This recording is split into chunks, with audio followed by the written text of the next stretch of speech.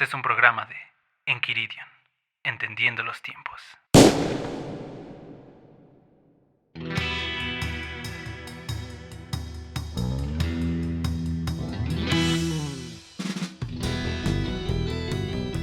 Tenemos que percibir nuestra posición basados en la visión de Dios y no en nuestras condiciones, ¿no?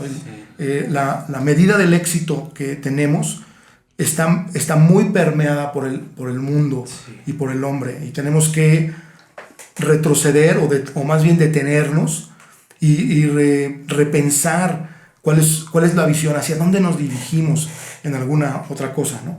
Sí. ¿Quieren?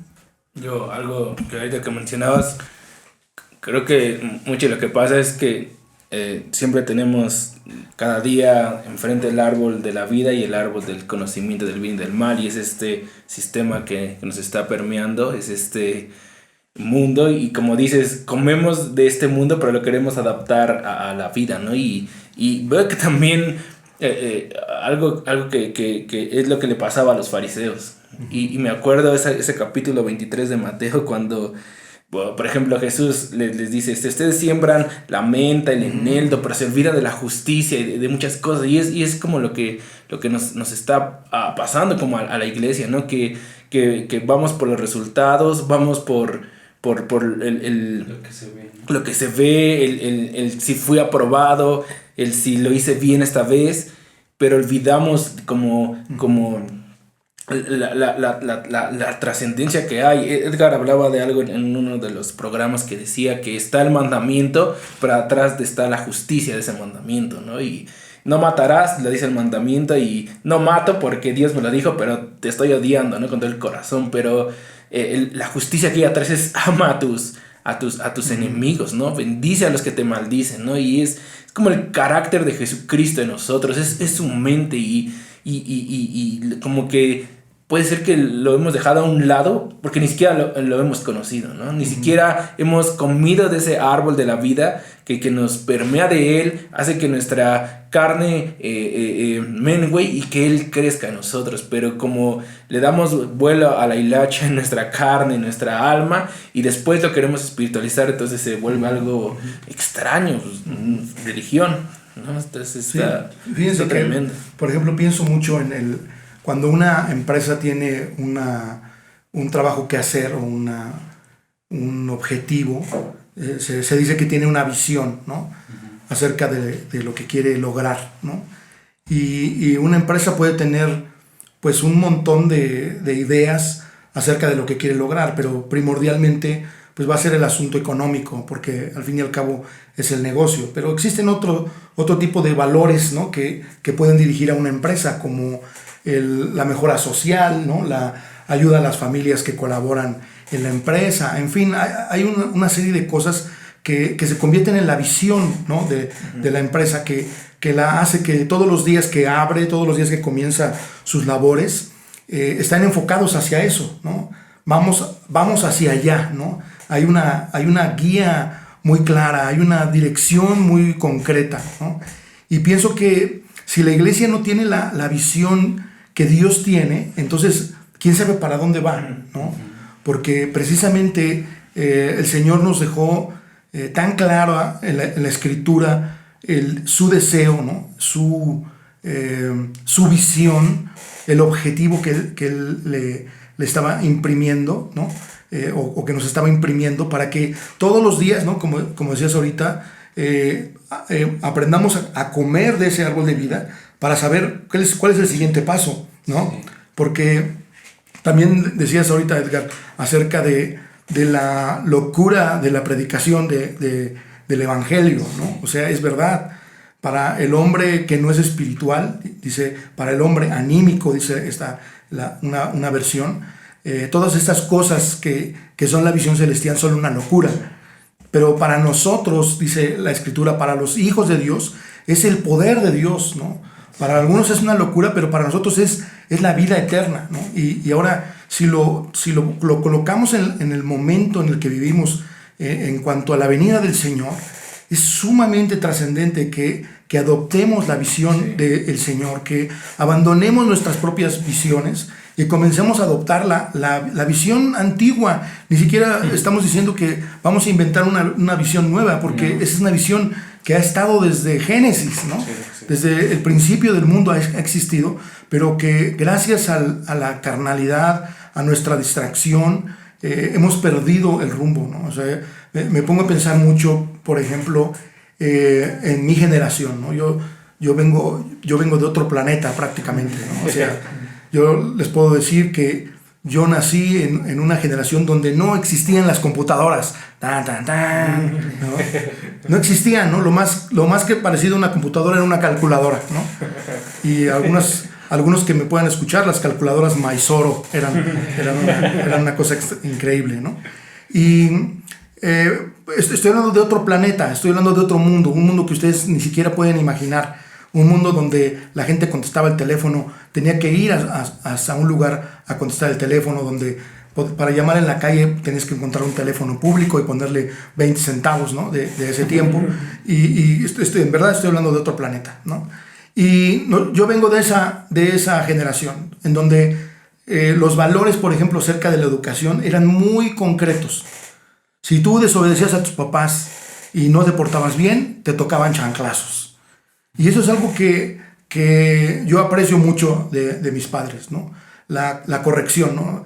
Los chanclazos me dolían en el momento, ¿no? Pero después producían algo distinto en mí que me formaron como persona, que me formaron, no me mataron, no me destruyeron, sino que formaron un carácter y una manera de ser en mi vida. Pero ¿qué pasa hoy? Que a los niños no los puedes tocar ni con el pétalo de una rosa, ¿no? Porque algún psicólogo o alguna idea determinó que eso es un maltrato y que eso no es posible y que eso es inconcebible y todos esos valores y todas esas cosas que desvían, y no estoy hablando solo de cómo nos educaron en esta generación, sino de lo que la Escritura dice acerca de eso. Instruye a este niño en su camino para que no se aparte, cuando fuere viejo no se aparte.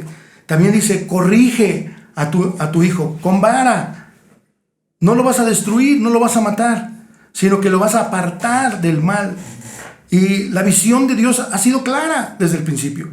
Pero el cristianismo ha adoptado estas cosas y dice, sí, tienes razón, no puedo hacer esto con mi hijo. Y entonces se desvirtúa el valor completo del peso espiritual que tenía esa palabra, ¿no? Porque Dios no habló palabras al aire, no habló ideas, no habló bonitas filosofías, sino que nos habló la vida eterna. Y yo lo veo ahora que es lo que nos habilita para estar preparados para aquel día. Para que cuando venga el Señor a pedir cuentas de nosotros, le podamos decir, Señor, aquí está lo que tú me diste, y estos son los intereses de todo el bien que hiciste, ¿no? Entonces, Dios a mí me dio la fortuna de tener 2 hijos en mi casa, ¿no? Y donde entramos en ese, no digo que soy perfecto, ¿no? Creo que no existe el Padre perfecto, pero entramos en un trabajo, en una visión junto con el Señor para poder ubicarlos en el lugar correcto, una y otra vez, siendo persistentes, siendo constantes, siendo ecuánimes con esta línea, ¿no? Acerca, por ejemplo, hablando de la disciplina, ¿no? Y yo creo que ese es el principal problema, ¿no? Porque creo que hay cosas que no pueden estar, no entran en discusión, ¿no? Por ejemplo, no discutimos que Jesús sea el Hijo de Dios, ¿no? Entonces todos aceptamos eso y decimos, sí, la visión celestial es que Jesús es Dios, ¿no? Sí, la visión celestial aceptamos que Cristo vino en carne, sí, la visión celestial, y aceptamos que Cristo murió en la cruz y murió por nuestros pecados y que su sangre nos limpia y que Él es la propiciación por nuestros pecados, y decimos amén a todo eso y estamos de acuerdo. Pero hay otros elementos que continúan después de la salvación, porque Dios nos salva por medio de este precioso Cristo, de este hermoso sacrificio perfecto. Él nos salva, Él nos rescata, Él nos traslada de las tinieblas a su luz admirable, Pero mis amados, solo es la entrada de la realidad. Porque después el Señor, por medio de sus apóstoles y más propiamente del apóstol Pablo, nos estableció una serie de cosas, de una visión amplísima, basada no solamente en el Nuevo Testamento, sino en el Antiguo, acerca de lo que Él desea y hacia dónde va, y de cuál es nuestra conducta en medio de eso, ¿no? Y entonces, todas las veces que estuve trabajando, bueno, sigo trabajando en eso, me sorprende más, porque digo, Señor, necesito adoptar esta visión que tú tienes. Necesito verlo con tu vista. Necesito apoderarme de la vida espiritual que está dentro de mí, que está en mi espíritu y que está deseosa de saltar para vida eterna. Para que entonces yo adopte esa misma visión, para que yo vea con los ojos celestiales, ¿no? Y entonces cambia toda mi manera de ver las cosas, ¿no? Y yo les ponía un ejemplo acerca de los hijos, pero me doy cuenta de que todas las áreas de nuestras vidas están permeadas por el Señor en eso. Lo que hacemos con nuestro dinero, la iglesia, el tiempo libre, la familia, el matrimonio, por ejemplo, para los que son jóvenes y no se han casados. Esto no está basado, no debe estar basado en nuestro gusto o en nuestra idea, sino tenemos que adoptar la visión de Dios en medio de esas cosas, ¿no? El asunto de la sujeción, ¿no? Esa es una cosa que a mí me preocupa mucho, porque conforme van avanzando las generaciones se va perdiendo mucho este respeto, este reconocimiento de la autoridad sobre de ellos, y yo veo que no es otra cosa más que el perder la visión celestial, ¿no? El perder la capacidad de verlo desde el punto de vista de Dios, ¿no? Y hace poquito platicaba con mi esposa acerca de alguna cosa respecto, por ejemplo, de las dificultades, ¿no? Y yo me doy cuenta que las dificultades son parte de la visión celestial. El Señor ve esas cosas, el Señor está involucrado en medio de eso, ¿no? Y yo veo, por ejemplo, que nos sucede algo que nos contraria, que nos es difícil de comprender, y entonces buscamos una respuesta inmediata. De nuevo nuestra mente, que está apresada por este mundo, busca una respuesta, busca algo inmediato. Si es un problema económico, a ver a quién le pido prestado, o uso las tarjetas de crédito. No importa que después tenga una bronca con el banco, estoy tratando de resolverlo, pero no lo vemos desde el punto de vista de Dios. ¿Me explico? No adoptamos la visión celestial, no le decimos al Señor, déjame ver por qué estoy en esta circunstancia, enséñame por qué estoy viviendo esto, muéstrame, ¿no? Y hace unos días, o en estos días, el pastor Juan Manuel estaba hablando acerca de cómo es que algunas piedras preciosas requieren un proceso de cierta presión o de cierto estrés basado en alguna cuestión física, ¿no? Como el calor, como la presión, todas esas cosas, para que pueda volverse preciosa, ¿no? Para que pueda sacar toda su virtud, para que pueda ser la realidad. Y esa es la visión de Dios. No sé si lo pueden ver, pero esa es la visión de Dios. La visión de Dios es que a veces, por medio de las tribulaciones, nuestra vida va a ser enriquecida, va a ser llena de Dios, va a ser colocada en una posición que nunca habíamos experimentado, ¿no? Y entonces tenemos que tomar de parte de Dios eso, decir, Señor, estoy viviendo este tiempo difícil, pero déjame ver, Señor, lo que tú estás haciendo atrás de esto. Déjame ver el fruto, déjame ver la visión que tú tienes para eso. Y para eso tenemos la Escritura, ¿no? Para eso tenemos a Pablo hablándonos en la Biblia, que esta vida estará llena de tribulaciones. También podemos ver al Señor Jesucristo diciendo, en el mundo tendrán aflicción, pero confíen, yo ya vencí al mundo. Sí. O sea, Pablo les decía, no deben de extrañarse de estar bajo esta presión, dice, porque es natural, es normal. El mismo apóstol también decía acerca de que tenemos que cumplir las aflicciones de Cristo, tenemos que continuar por medio de esto. Y bueno, hay una serie de cosas ahí. Entonces, la adversidad jamás tendrá que ser vista como algo que es extraño para nosotros, ¿no? Y eso es adquirir la visión celestial, eso es tomar la visión celestial. Yo creo que si nosotros tenemos la posibilidad, y déjenme decírselos así, todos tenemos la capacidad de ver de acuerdo a los ojos de Dios, porque ese Dios está en nuestro espíritu. Sí. Y Él transforma nuestra visión en una realidad, ¿no? Fíjense, hay un texto en Hechos 26 que habla acerca, precisamente el apóstol Pablo está hablando con el rey Agripa y él le habla acerca de la visión celestial. Pero si ustedes pueden leer ese capítulo, Pablo le empieza a hablar de su conversión. Y quiero tomar un momento nomás para ver eso, porque me parece importantísimo. Y Pablo habla y relata su conversión, de cómo iba en ese camino, y cómo estaba lejos del Señor, y cómo perseguía a la iglesia, y cómo es que se encontró con el Señor en el camino, cómo es que quedó ciego.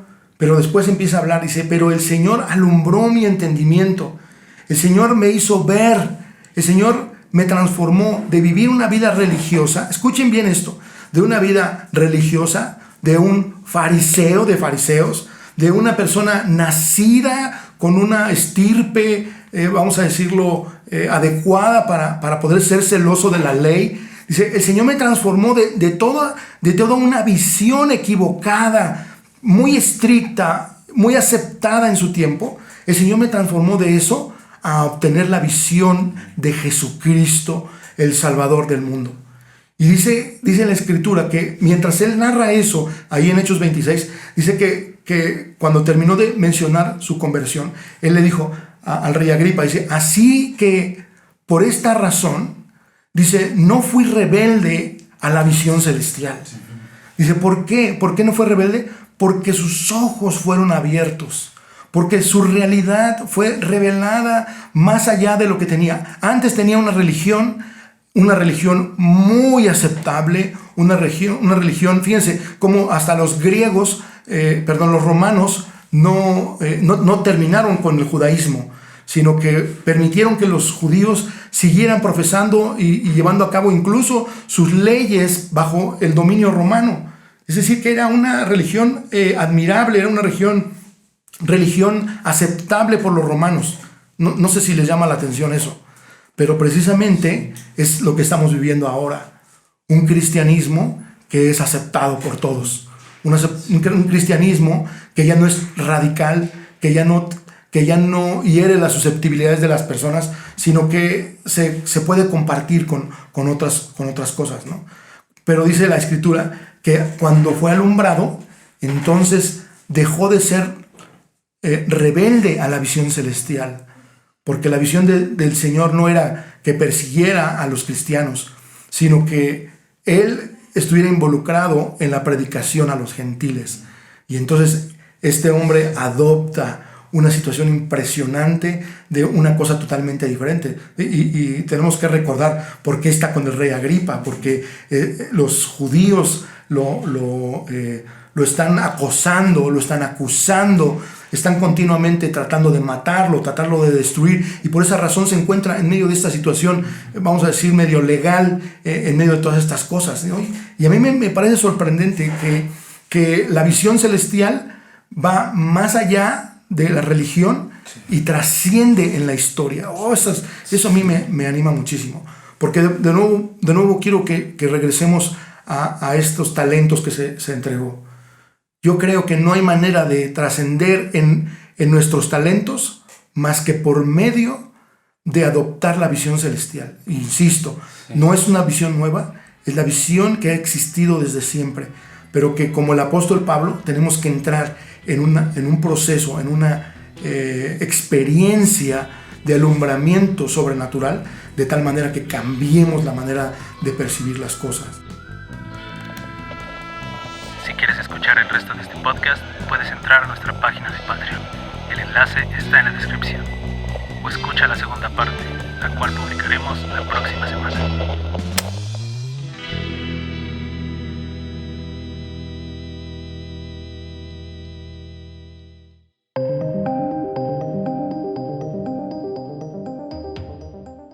Este fue un programa de Enquiridion, Entendiendo los Tiempos.